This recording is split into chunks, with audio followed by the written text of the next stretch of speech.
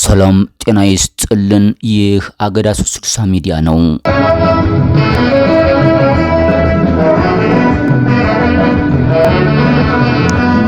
China tells its ally Iran the Strait of Hormuz must be reopened. International leaders have been visiting Beijing almost daily, underlining its importance in the crisis. So what's the impact of the Iran war on? በቴህራን የኃያላኑ ትንቅንቅም ወዲህ የዓለም ቁጥር አንድ ሀገር ኢራንን በኢኮኖሚ ለማድቀቅ በዲፕሎማሲም ያላትን ቅቡልነት ለመንጠቅ ሌት ተቀን ትደክማለች። እናም ነዳጅ ጣቢያዎቿን ታወድማለች፣ የነዳጅ መርከቦቿን ታጋያለች። ወዲህ የዓለም ቁጥር ሁለት ሀገር ነዳጇን እየገዛች ኢኮኖሚዋን ታደራጃለች፣ ጦር ሰራዊቷም እንዳይዝል ታደርጋለች። እያወራን ያለነው ቻይናና አሜሪካ በኢራን ውስጥ ስለሚተገብሩት ፖሊሲ ነው። በዚያ ሆርሙዝ ይሉትን የባህር ኬላ ውስጥ ከሚሄዱ መርከቦች ውስጥ ቁጥራቸው የበዛው መዳረሻቸው ቻይና ነው። ኢራን ከምታመርተው ድፍድፍ ነዳጅ ውስጥ 90% ለማን ነው የምትሸጨው ብትባል ያለማወላወል መልሷ ለቻይና ነው የሚለው። ይህንን ደግሞ አሜሪካ ሳምራ ቆጥራ ታውቃለች።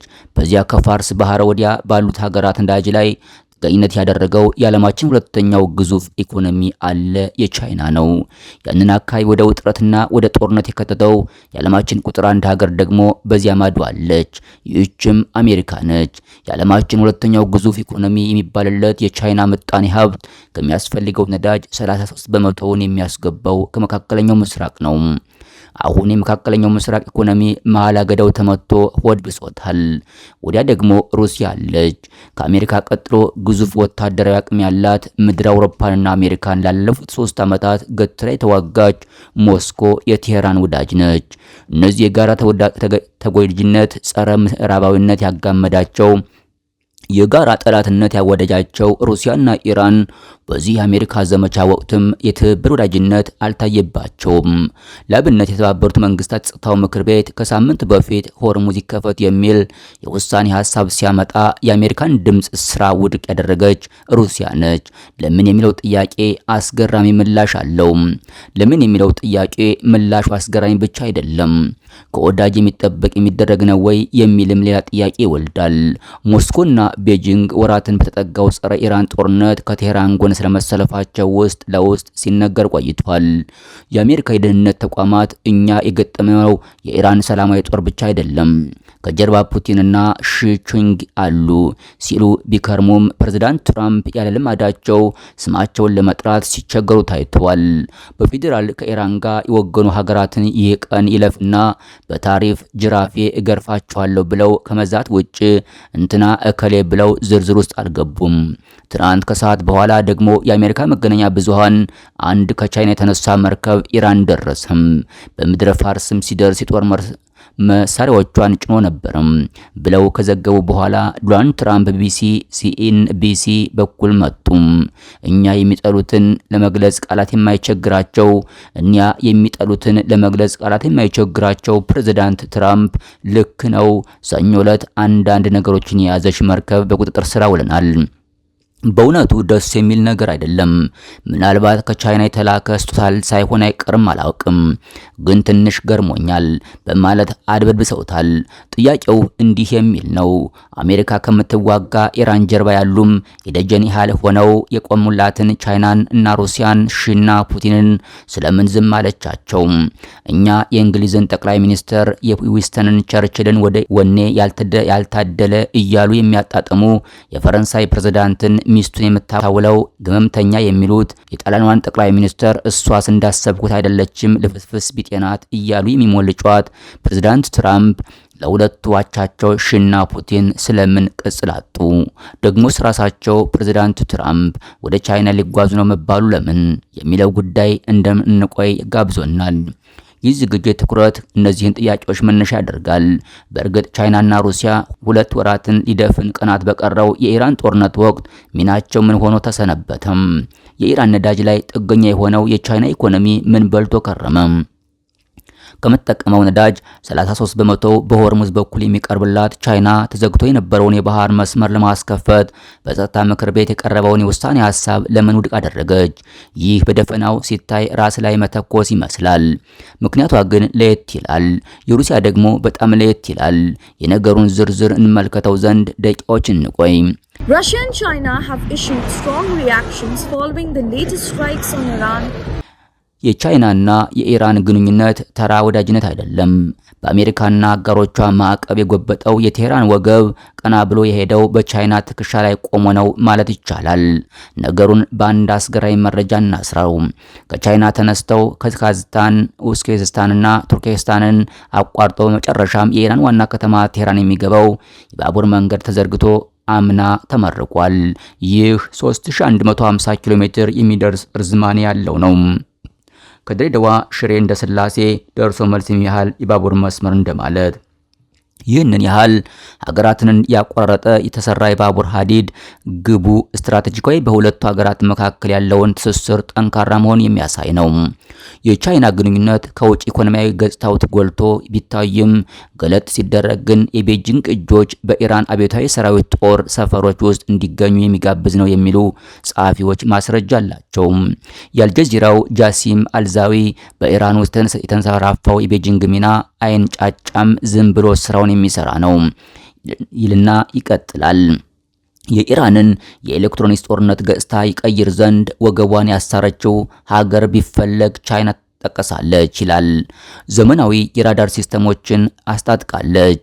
የኢራንን ወታደራዊ ናቪጌሽን ከአሜሪካው ጂፒኤስ ወደ ቻይናው ሚስጥራዊ ቤዲ 3 ሳተላይት በማሸጋገር እንዲሁም የኢራን ኃይሎች የመሬት አቀማመጥ ካርታና የመረጃ ምንጮችን እንዲያጠናክሩ የራሷን የሳተላይት መር በመዘርጋት ደግፋለች እያለ ይቀጥላል።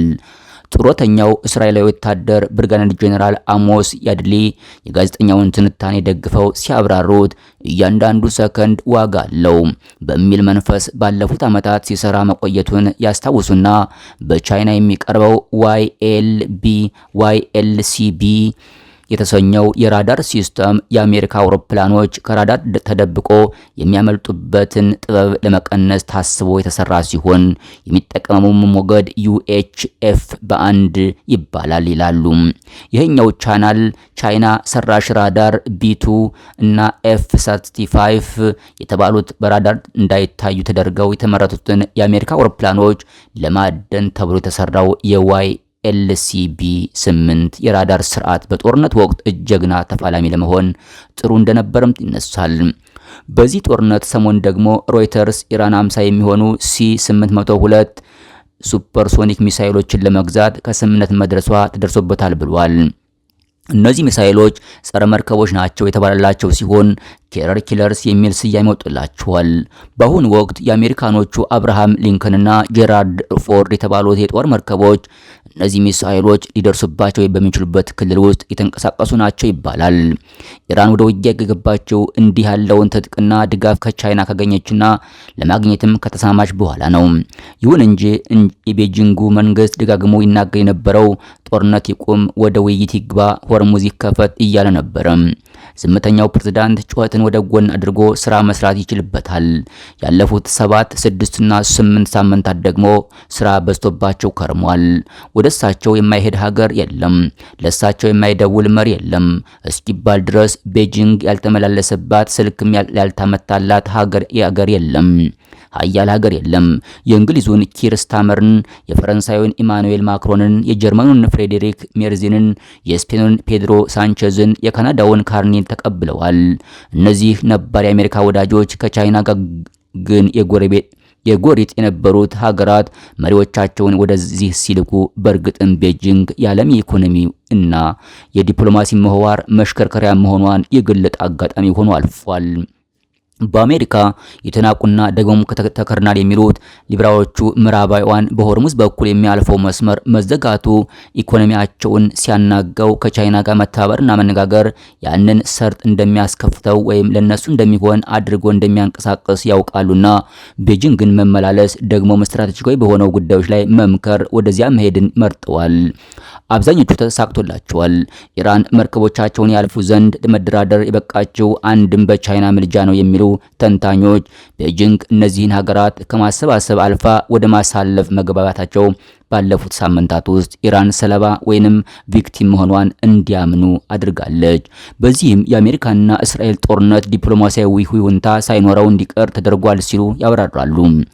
ዲፕሎማሲያዊ ድጋፍ የነበራቸው አሜሪካ መራሽ ጦርነቶች በኢራቅም ሆነ በሊቢያ የተካሄደው የነበረ መሆኑን የሚያነሱት ሰዎች ዋሽንግተን መርታው በዚህ ደረጃ ዓለም አቀፍ ይሁንታ ያጣ ጦርነት በዚህ በአንደኛው ክፍለ ዘመን አልታየም ሲሉ ይጨምራሉ።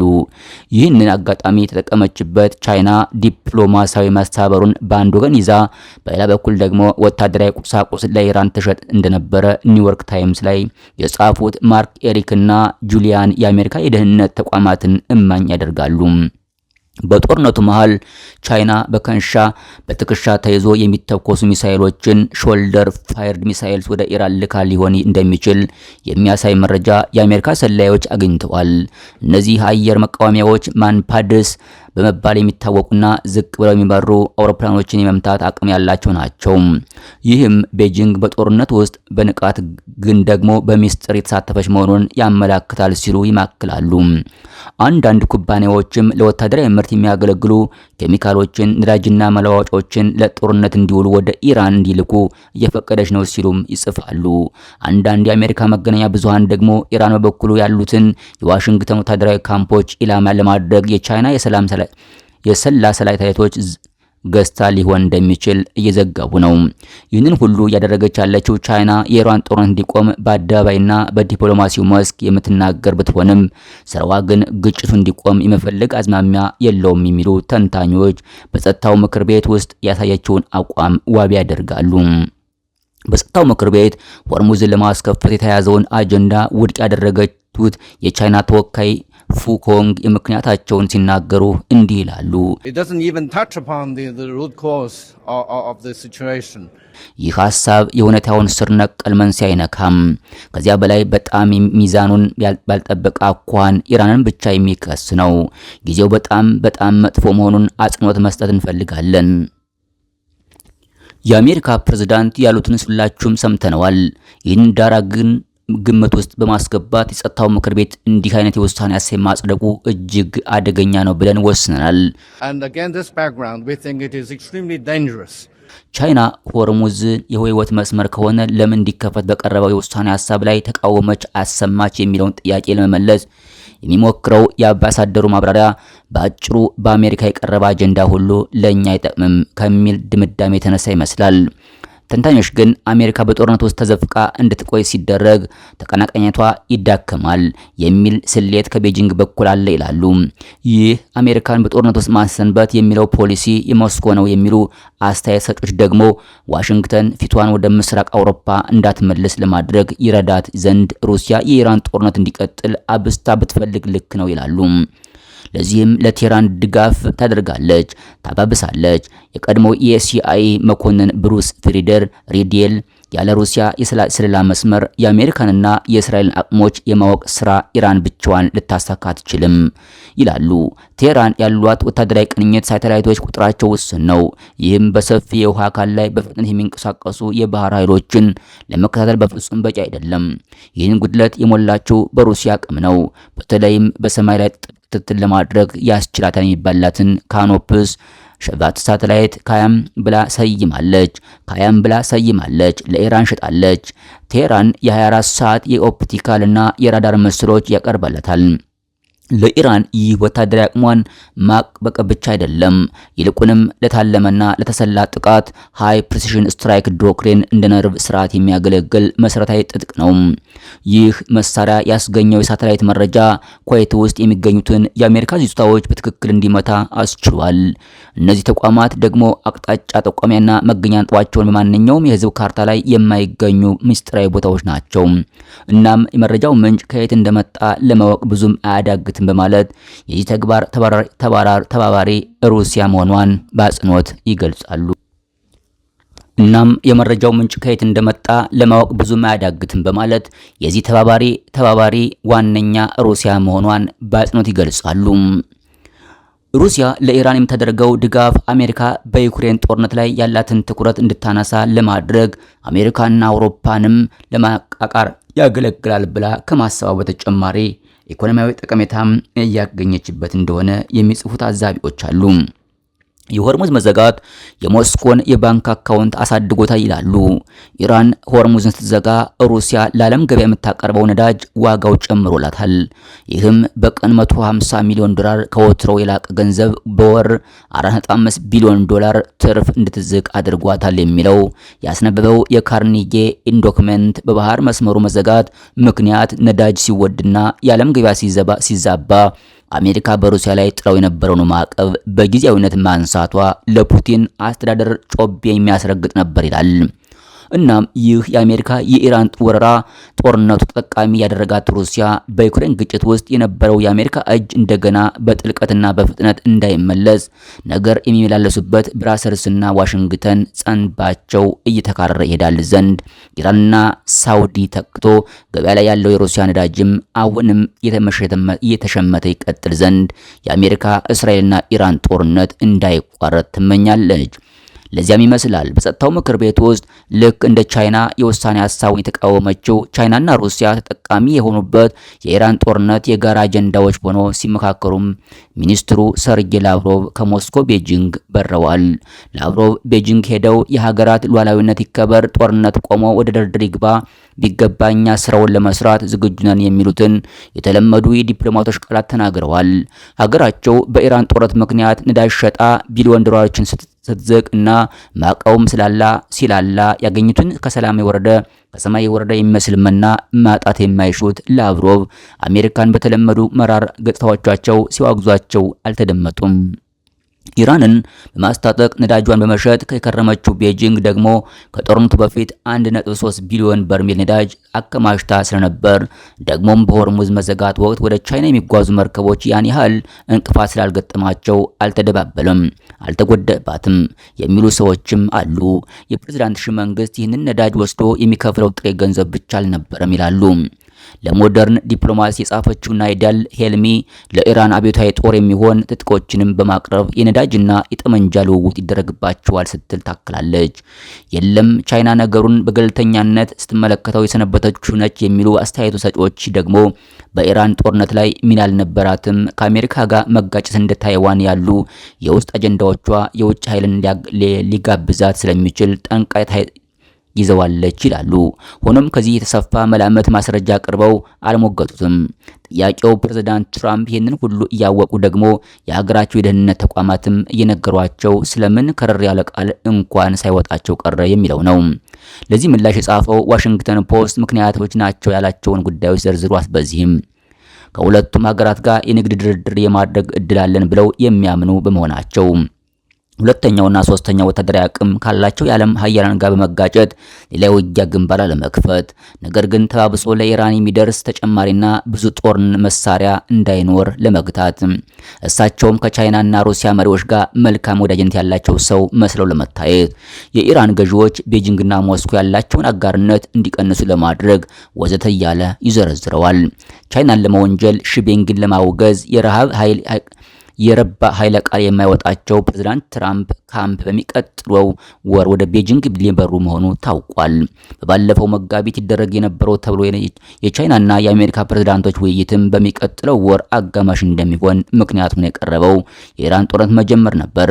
ይህ ታሪካዊ ይሆናል የተባለው ጉዞ ውይይት የሚያደርገው በምን ነጥብ ላይ ነው የሚለውን ጉዳይ ይፋ ያደረገው ዋይት ሀውስ ከአጀንዳዎች መካከል ወታደራዊ ግንኙነት ይነሳል ብለዋል። ወታደራዊ ግንኙነት ሲባልም ወታደራዊ ትብብር ነው ብለዋል። አሜሪካና ቻይና ወታደራዊ ትብብር ሲያደርጉ የሚታዩበት ዓለም መልካም እንደሚሆን እየተመኘን በዚህ እንሰናበት። ከታሪክ አለመማር የታሪክን አስከፊ ቅጣት መድገም ያስገድዳል።